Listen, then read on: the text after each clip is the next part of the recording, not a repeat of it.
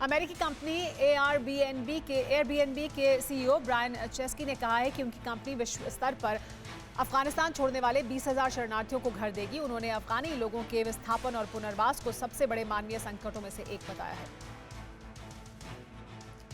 तालिबान पाकिस्तान के लिए सबसे बड़ा नासूर साबित हो सकता है। पाकिस्तान के कबायली इलाकों में पाकिस्तानी सेना के खिलाफ हमले करने वाले तहरीक तालिबान पाकिस्तान यानी टीटीपी के आतंकी अब तालिबान के साथ नजर आ रहे हैं। तालिबान के कब्जे के बाद से ही पाकिस्तान बम्पर मुनाफा कमा रहा है। अफगानिस्तान और पाकिस्तान के बीच कारोबार पिछले एक हफ्ते में 50% बढ़ा है, क्योंकि अफगानिस्तान की सीमाएं तालिबान का कब्जा कर चुकी हैं। आईएसआईएस ने तालिबान के खिलाफ मोर्चा खोल दिया है। आईएसआईएस ने कहा है कि अफगानिस्तान में जो कुछ हुआ है वो तालिबान की नहीं, अमेरिका की जीत है। अमेरिका ने साबित कर दिया है कि चरमपंथी समूहों के लिए आगे का रास्ता बातचीत से होकर जाता है। बद्री 313 के बाद तालिबान ने अब विक्ट्री फोर्स बनाई है। इसका नाम फतह रखा गया है। इन लड़ाकों के पास यूएस मेड हाईटेक हथियार हैं। इन लड़ाकों की तस्वीरें खुद तालिबान ने सोशल मीडिया पर शेयर की है। विक्ट्री फोर्स के पास बेहद घातक अमेरिकी M4 rifle, body armour, night vision device, bullet proof jacket और हथियारों से लैस हमली गाड़ियां हैं। तालिबान के सीनियर लीडर मुल्ला अब्दुल गनी बरादर, हिब्तुल्लाह खुंजाजा जैसे बड़े नेताओं की सुरक्षा की जिम्मेदारी इन्हीं के पास है। जानकारी है कि इन कमांडो को तैयार करने में पाकिस्तानी आर्मी ने तालिबान की मदद की है। अफगान और अमेरिकी सेना से खतरे को देखते हुए तालिबान ने विक्ट्री फोर्स बनाई है। विक्ट्री फोर्स को तालिबान के सीक्रेट ठिकानों पर ट्रेनिंग दी गई है।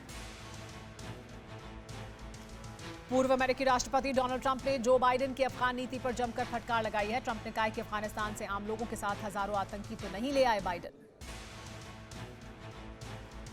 ट्रंप ने कहा जिन 26,000 लोगों को अफगानिस्तान से निकाला गया है उनमें से केवल 4,000 अमेरिकी हैं। बाकी लोग कौन हैं, इसे लेकर कोई जांच नहीं की गई है। उन्होंने कहा बाइडेन कितने आतंकियों को अमेरिका लाएंगे।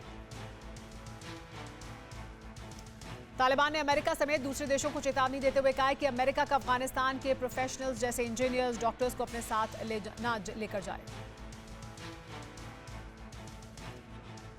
तालिबान और चीन के बीच डील की प्रक्रिया को आगे बढ़ाया जा रहा है। कतर में तालिबान राजनीतिक कार्यालय के उप प्रमुख अब्दुल सलाम हनफी ने काबुल में अफगानिस्तान में चीनी राजदूत वांग यू से मुलाकात की। अफगानिस्तान के बगराम जेल के भीतर की तस्वीरें सामने आई हैं। तालिबान ने यहां से सभी कैदियों को आजाद कर दिया है। अमेरिका के बनाए जेल में करीब 5,000 तालिबानी कैद थे। जेल में तालिबान और आईएसआईएस के आतंकी भी रखे गए थे। अफगानिस्तान में समलैंगिकों को तालिबानी चुन चुन कर मार रहे हैं। इससे समलैंगिक समुदाय में दहशत है। अब इस समुदाय के लोग किसी तरह अपनी पहचान छिपाने में जुट गए हैं। दिल्ली के यूएनएचआरसी दफ्तर के सामने अफगानिस्तान का प्रदर्शन रात में भी जारी रहा है। अफगानिस्तान के लोग संयुक्त राष्ट्र एजेंसी से दूसरे देशों में रहने के लिए इमिग्रेशन लेटर जारी करने की मांग कर रहे हैं। रिफ्यूजी स्टेटस देने की भी डिमांड है। तालिबान ने महिला की नौकरी को लेकर फिलहाल कोई फैसला नहीं किया है। तालिबान की तरफ से नौकरी करने वाली महिलाओं को घर में रहने के लिए कहा जा रहा है। तालिबान में ब्यूटी पार्लर बंद कर दिए गए हैं और महिला के मेकअप के सामान की बिक्री भी बंद कर दी गई है। फिलहाल बाजार से श्रृंगार से जुड़े सामान गायब हैं। एक नया वीडियो सामने आया है जिसमें तालिबानी पंजशीर की एंट्री पर पेट्रोलिंग करते नजर आ रहे हैं। फिलहाल विद्रोहियों के साथ तालिबान की बातचीत चल रही है। पंजशीर में तालिबान बैकफुट पर नजर आ रहा है। तालिबान अब बातचीत का सहारा ले रहा है। तालिबान की तरह 40 लोगों का डेलीगेशन पंजशीर से समझौते के लिए भेजा गया है। अफगानिस्तान से अमेरिका की वापसी के बाद राष्ट्रपति जो बाइडेन की इमेज को काफी नुकसान हुआ है। अफगानिस्तान में तालिबान के कहर में अमेरिका की भूमिका और कोरोना के बढ़ते मामलों के चलते बाइडेन की जॉब अप्रूवल रेटिंग पहली बार 50% से नीचे गिर गई है। All girl Afghan robotics team की 5 लड़कियां शरण के लिए मंगलवार शाम मेक्सिको पहुंची। ये लड़कियां रोबोट बनाने के लिए इंटरनेशनल अवार्ड भी जीत चुकी हैं। अफगानिस्तान की महिला राष्ट्रीय फुटबॉल टीम के सदस्यों को मंगलवार को काबुल से निकाला गया। महिला फुटबॉल टीम के सदस्य 75 से अधिक एथलीटों के उस समूह में शामिल थी जिसने मंगलवार को काबुल से विमान में उड़ान भरी। फुटबॉल खिलाड़ियों की वैश्विक यूनियन फिफ्प्रो ने खिलाड़ियों की मदद करने, टीम अधिकारियों और उनके परिवार के सदस्यों को निकालने के लिए ऑस्ट्रेलियाई सरकार को धन्यवाद दिया है। अफगानिस्तान की महिला फुटबॉल टीम का गठन 2007 में किया गया था। तालिबान के शासनकाल में महिलाओं को खेल खेलने की इजाजत नहीं थी। अब तालिबान के राज में महिला खिलाड़ियों को सोशल मीडिया से अपनी तस्वीरें हटाने को कहा गया था। ब्रिटेन के विदेश मंत्री डोमिनिक राब ने कहा है कि अफगानिस्तान से लोगों का निकालने का काम 31 अगस्त तक खत्म हो जाएगा। राब ने कहा कि सैनिकों को भी वापस लाया जाएगा। अमेरिका ने अफगानिस्तान से लोगों को निकालने के अभियान के समय को बढ़ाए जाने की अपील ठुकरा दी है। ब्रिटिश सेना ने तालिबान के 15 अगस्त को अफगानिस्तान की सत्ता पर कब्जा जमाने के बाद से काबुल हवाई अड्डे से 9,000 ब्रिटिश नागरिकों और अफगानियों को विमान के जरिए बाहर निकाला है।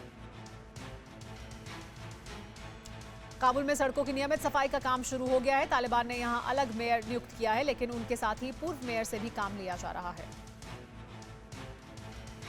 तालिबान ने कई खूंखार कैदियों को रिहा कर दिया है, जिनसे अफगान महिला जजों पर खतरा बढ़ गया है। अफगानिस्तान की 6 महिला जज कई देशों से मदद मांग रही हैं और जल्द से जल्द काबुल छोड़ने की कोशिश कर रही हैं। माना जा रहा है कि आतंकी अब जजों से बदला ले सकते हैं। पाकिस्तान के बड़बोले गृह मंत्री शेख रशीद का बड़ा कबूलनामा सामने आया है। कहा, अफगानिस्तान में भारत को कमजोर करने के लिए आईएसआई ने तालिबान की पूरी मदद की। काबुल पर तालिबान के कब्जे के बाद बहुत से अफगानी देश छोड़कर जा चुके हैं, मगर अब तालिबान ने साफ साफ चेताया है कि वो अब किसी भी अफगानी को देश छोड़ने नहीं देगा। लोगों को रोकने के लिए एयरपोर्ट के चारों तरफ चेक पोस्ट बना दिए गए हैं। काबुल एयरपोर्ट की तरफ जाने वालों की तालिबान ने चेकिंग शुरू कर दी है। विदेशी होने का प्रमाण देने पर ही एयरपोर्ट के रास्ते पर आगे जाने की इजाजत दी जा रही है। अफगानिस्तान से दिल्ली लौटी महिला की जानकारी सामने आई है। तालिबानी पति को तलाक देने पर मौत का फरमान जारी किया गया। तालिबानियों से बचकर निकली महिला ने दिल्ली में शरण ली है। फिक्र आपकी, सोमवार से शुक्रवार रात 9 बजे सिर्फ TV9 भारतवर्ष पर।